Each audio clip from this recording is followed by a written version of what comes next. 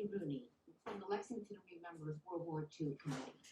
And today I'm with Wilda Ward, who was married to one of our World War II vets. And she knew him from when she was a very small girl right here in Lexington. She met him riding horses over near Grove Street. So, Wilda, where did Alan live? Alan lived at 63 Gleason Road. It was up near Parker School in the Manor section. Right. Okay. And when you at one point moved out of Lexington and your family moved over to Lincoln, Right. how did you still see him? Still riding horses? Yes. And by that time, we lived in Lexington for a couple of years at that point. And so all of the young men lived around Gleason Road and were Alan's age. They used to come over to be with my father. And whenever he had auctions, of course, they would lead the cows out and so forth. And when he was selling calves, we all were there letting the calves suck our fingers. So we all had little interaction over the years. Yeah. And just, we're almost like family with that little group of friends. And we stayed friends until they died. Oh. Yes, yes. There were several of us that married the people that Norman and Hildy Woodward got married, and they lived on the manor in Gleason Road. They lived the next Dexter Road. Mm-hmm. So a lot of us married these same fellows that we had been good friends with all the way growing up. Which is kind of lovely when you think about it. It's the way it used to be. When Pearl Harbor came, yes. Did Alan sign up then? Yes. And Pearl Harbor was December 7th. Alan left December 27th. Right. So interesting also, a little interesting thing. The three of his friends, a very close friend was Francis McMahon from Bedford. Mm-hmm. And Sumner Leonard from Lexington, he lived right near the high school. They were in high school together. The three of them enlisted together, hoping they could stay together through the war. Well, it ended up that by January 5th, Alan was in California, Sumner was in the middle of the country, and Franny was here in Westview. And they never saw each other again until the end of the war. Did they all join the Army, Air Force? What did they join? Yes, yes. And their serial numbers go right together, 1, 2, 3. Oh, gee. But never saw him. Okay. So he went into the U.S. Army Air Force? Air Force, right. It wasn't the Air Force by itself. It was the Army Air Force. Army Air Force. And he was stationed where?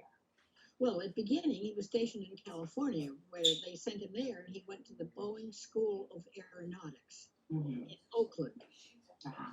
And he graduated from there. Now, I have a picture of his graduation here. I don't know if you can see it or not. And you wouldn't know Alan because he's right in the very middle of it. I can't. Okay, lift it up higher. Up higher. Okay. There's a lot of light on it. Oh, there you go. There. Okay, that's a good. He's right about in the middle, which is close enough. Okay, so like it shows that it's Boeing School of Aeronautics. Right. Now you have another picture of him that you showed me the other day. It's a very cute picture. Yeah, this is my favorite picture. Yeah. Now, when he went off, were you already boyfriend, girlfriend, in love? I was 14. Oh, you were 14. Okay. And yes, I was very much in love, and hopefully he was, but he was 19 at the time. And we'd been close friends for a long, long time. He was always very kind to me, and but we really, our whole time together, you might say, was through the mail. Oh. For 3 years. You started writing letters, right? He started in January. He wrote to my folks to ask if it was okay if he wrote to me. Oh, wow. Okay. So he had a crush on you, too. Okay. Yeah. So he started writing, and you wrote back, and you told him about what was happening in high school and what was going on here? He was at Boeing at that time, yeah. So I just knew what he was doing there. And then from there, he came home to Westfield for just to stay over until he went to England. And his mother and father and my mother and myself drove out to Springfield and were able to spend a few hours with him before he went overseas. And then I didn't see him again for 3 years, 10 months, and 27 days. You remember the time. Oh, I'll never forget it. Oh, We were married 36 years when he died.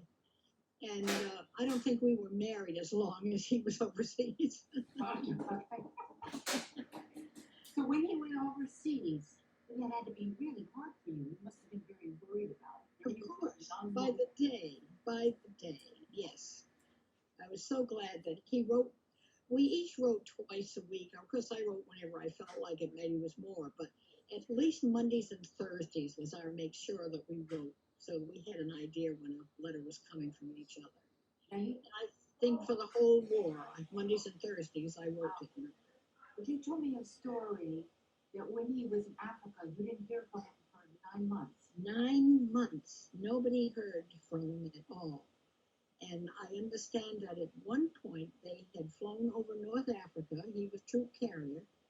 They flew over North Africa, dropped the troops that he was carrying.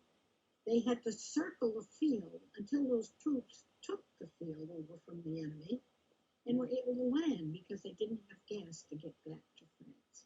Wow. Yeah. And of course, these were things we didn't find out like that until it was over.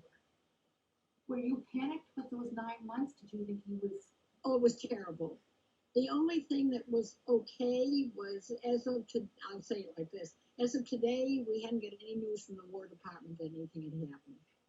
Oh. So it must be, and then other people were talking that they weren't hearing from their folks either. And they just weren't allowed to write. They were right in the thick of a whole bunch of things, and they weren't allowed to write. It had to be absolutely terrifying. It was terrible. It was terrible. But You were about how old at that point? Alan would have been like 19, 20. He would have been like 20, 21. And so you were 5 years younger. 4.5. It was just 4.5. Okay. So you were 16. Yeah. Oh, wow. Okay, so then he heard from him in Africa. And then what happened? From Africa, I think he went up for a while to Brindisi in Italy. And there was one time when he flew over to Yugoslavia, which it was then, dropped some supplies or some people, I'm not sure just what it was, and on the way back, they were shot down. Now, at that time, Alan was one of a crew of 5 on the C-47 that he was flying and loved to fly. In fact, I have a C-47 here that someone made for me. I'm going to show it to you because it's important.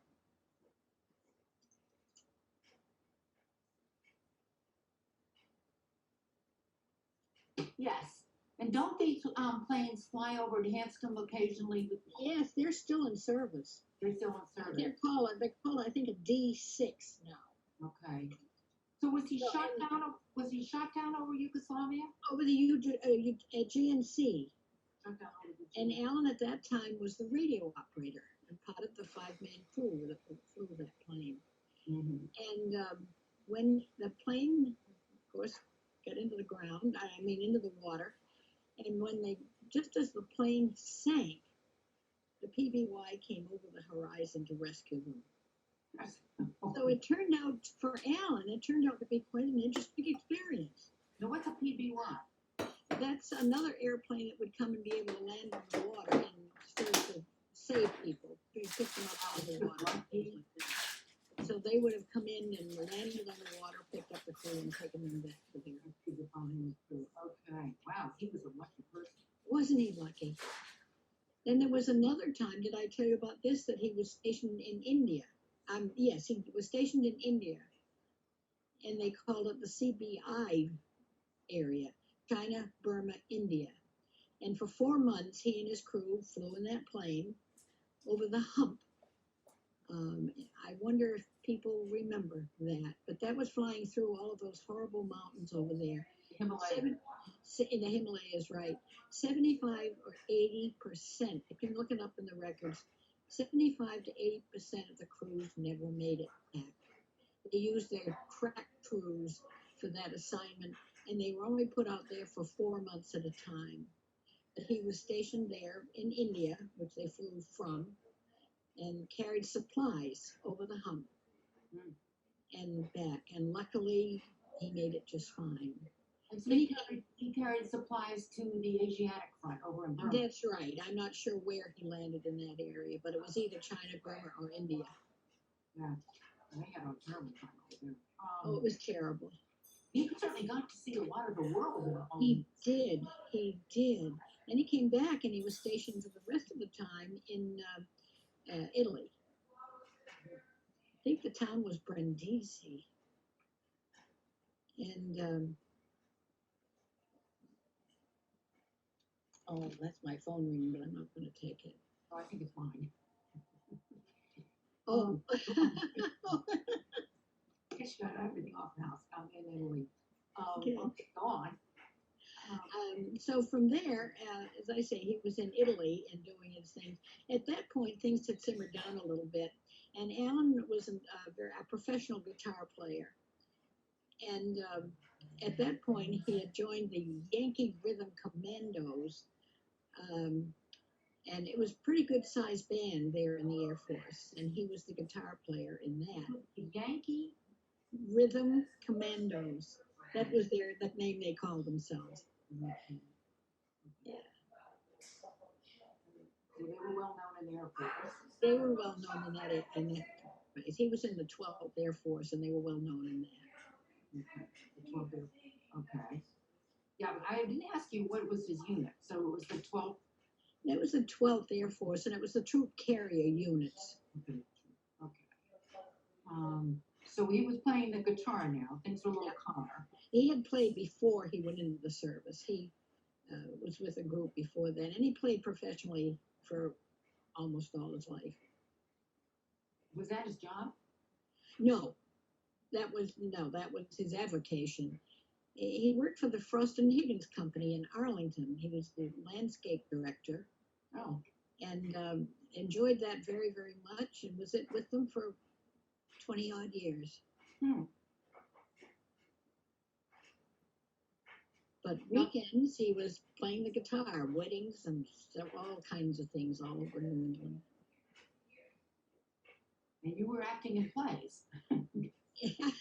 Not then. At that point, I was teaching kindergarten, and I had my own school through that time called Lincoln Country Day School. Oh yeah. And that went on for 20 years. Yeah. So let's go back. He comes home. When did he come home if you could get married? All right. His mother was very sick, and he was on the way home from Italy, coming through South America. And his mother was very sick.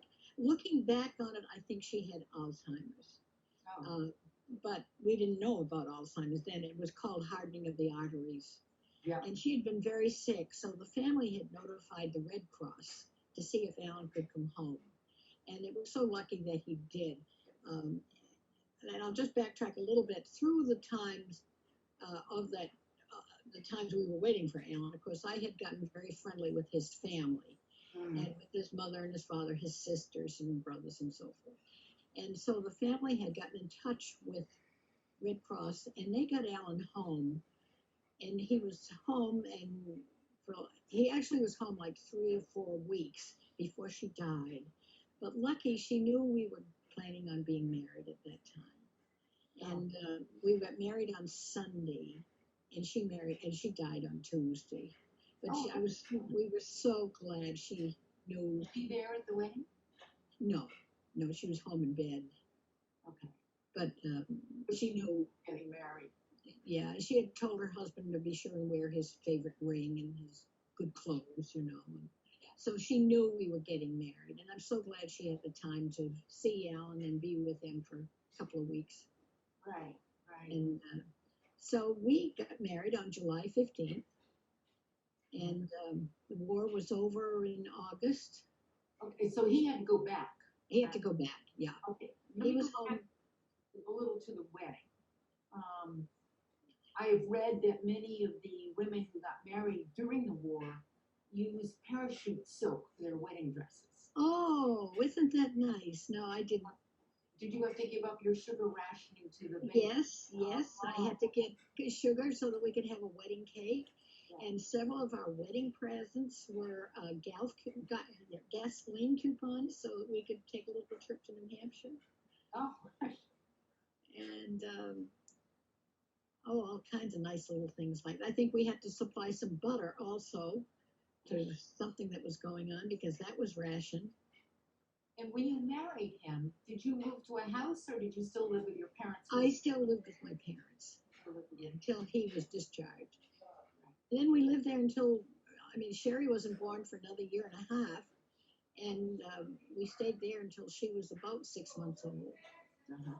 And then we moved back to Lexington to his old house with his father, who now was retired. And Right. so we moved in with him. Oh, that worked out. It worked out very, very well. And then when he got very sick, another son decided he and his family could take good care of him. I had my school going and so forth. And so we bought this house that I live in now, and on East Street, and we moved there, and here it's 72 years ago. 73 years I've lived here. I thought you told me you were going to have a 75th anniversary this year. My anniversary, my wedding anniversary. But I'm saying how long I'd lived in this house. 72 years? Yeah. Wow. We're the original owner of this house. Wow, that's something. That makes it historic. It's over 70 years old. Yeah. Now, did he tell you a lot about his war experiences? I think he told me almost every day. He enjoyed, every once in a while, he would enjoy saying, gee, this reminds me of, and we'd go on with another nice, interesting situation. Yeah. He enjoyed the people that he flew with. Mm-hmm. He had one interesting experience that I guess I'll tell you this.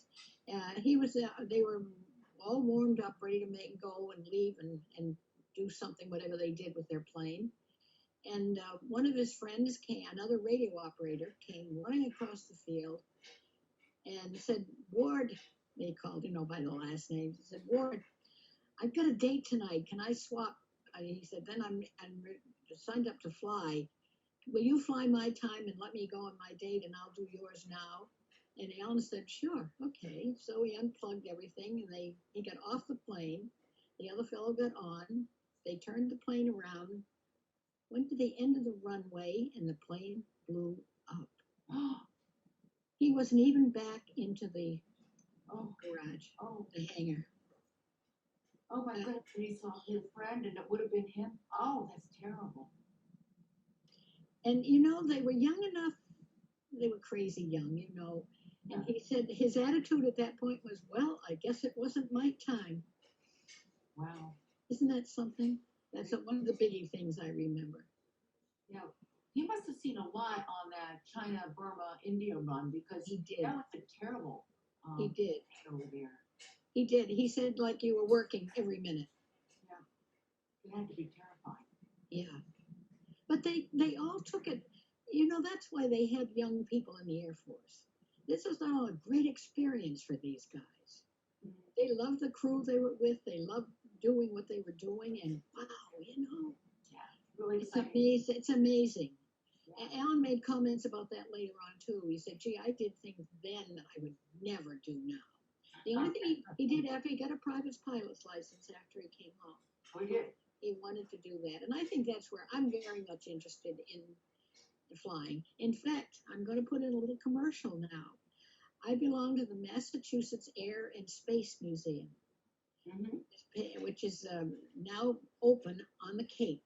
Right.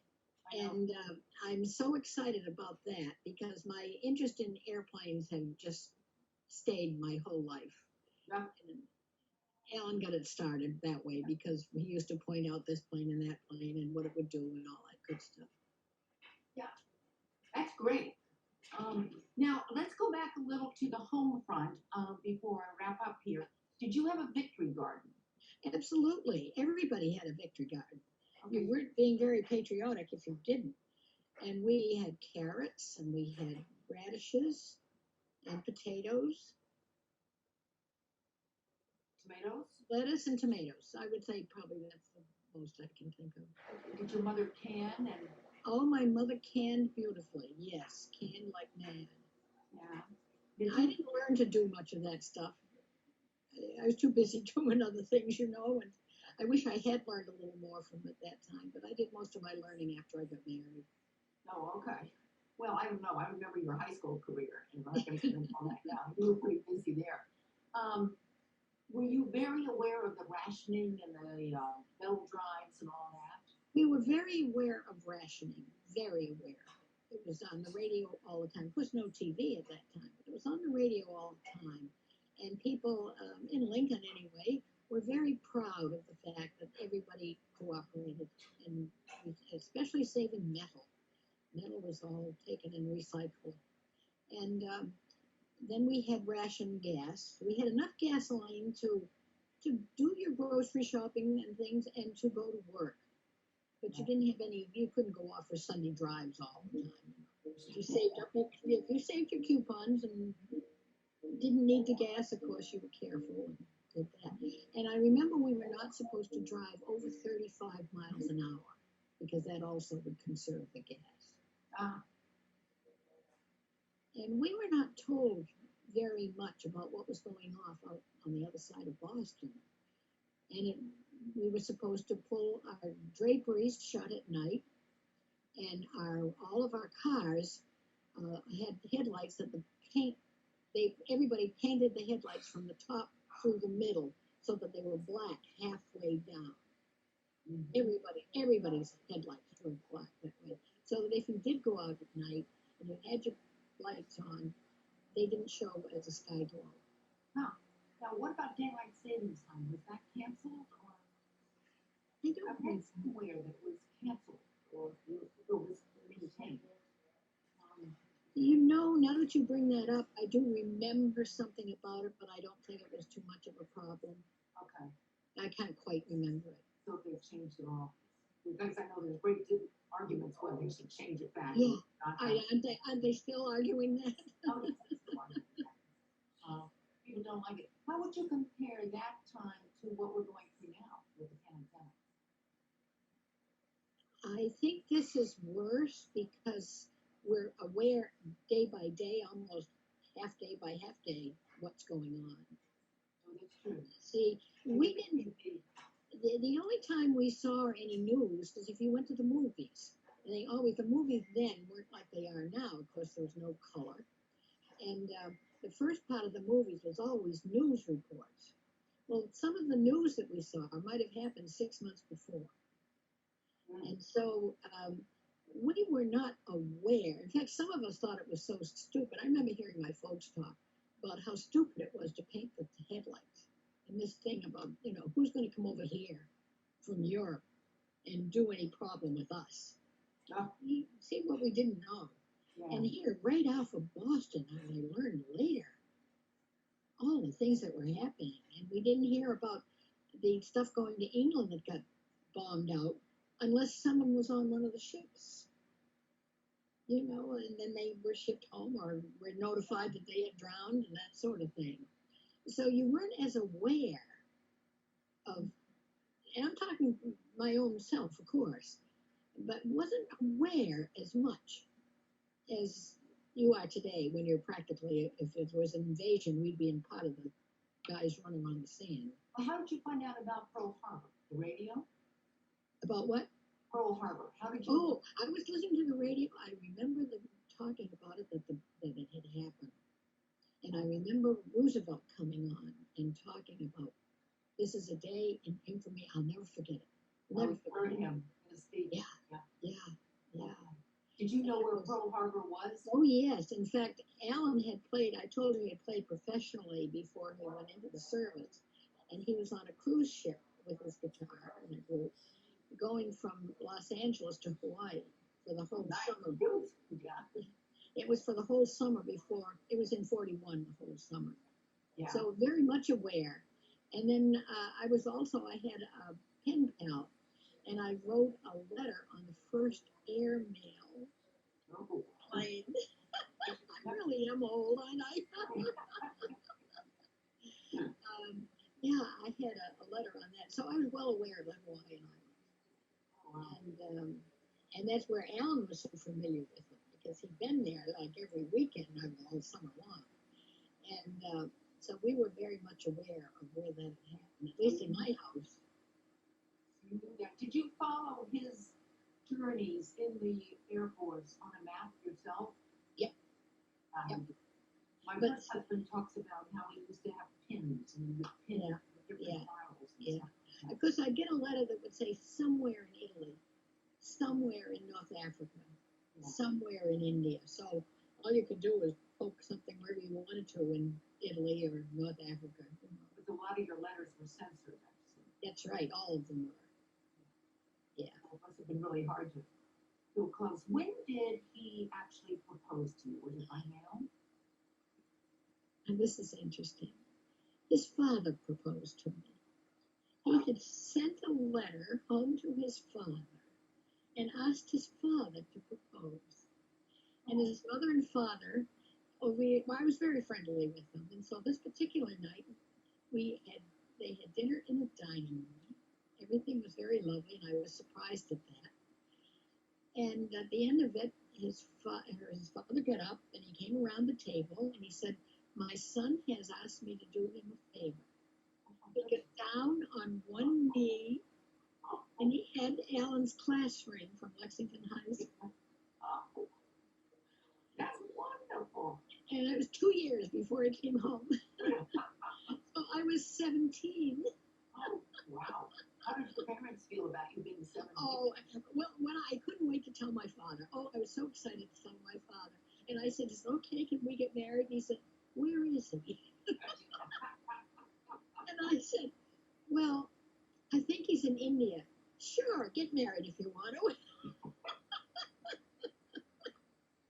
That's a I loved that. I was so excited. He went, "Where is he?"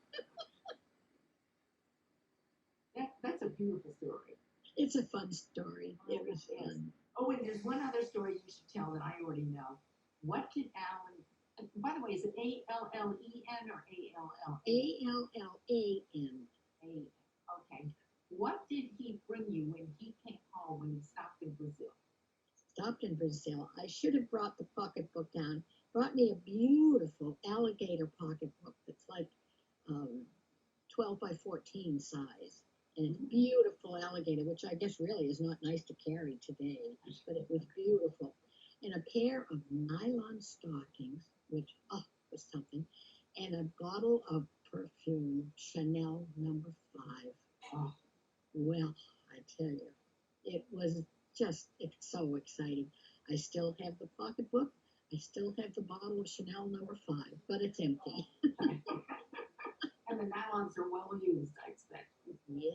Yes. And I wore the stockings at my wedding. Oh, lovely. Yeah. You were probably one of the few people with nylon stockings at that point, right? That's right. Yeah. I practically wanted to just pull up my dress and see that I had stockings, you know. Oh, that's wonderful. Well, Will, we've done a good job here. Is there anything that I've missed? No. Alan, as I say, went on to teach guitar, and he taught here in Lexington. He had individual students, and he taught, and he played professionally right up until a year before he died. He died of cancer, and it was only 9 months. And at the very end of his time, when he couldn't work at Frost and Higgins, he had worked for McKay Hardware, which was here in Lexington up on Bedford Street. And he enjoyed that very much. They were very nice people to work for. And other than that, he was a great guy. He was a great guy. And we had 36 years, which was great. Because a lot of people don't get that many. No, they don't. Yeah. And you obviously are still very much in love. Yeah. There wouldn't be anybody able to take his place ever. Yeah. Which is nice, you know. Yeah. And good memories. Yeah, good memories. Yeah. And we have a daughter, and we have two granddaughters. Wow. So that's fun too. Yes, that is. Yeah. So I thank you for your time. We spent a whole weekend together getting this all together. We've had such a good time. Yes, we did. But I really enjoyed your stories. Now I gotta go tell my husband about that wedding proposal. That's great.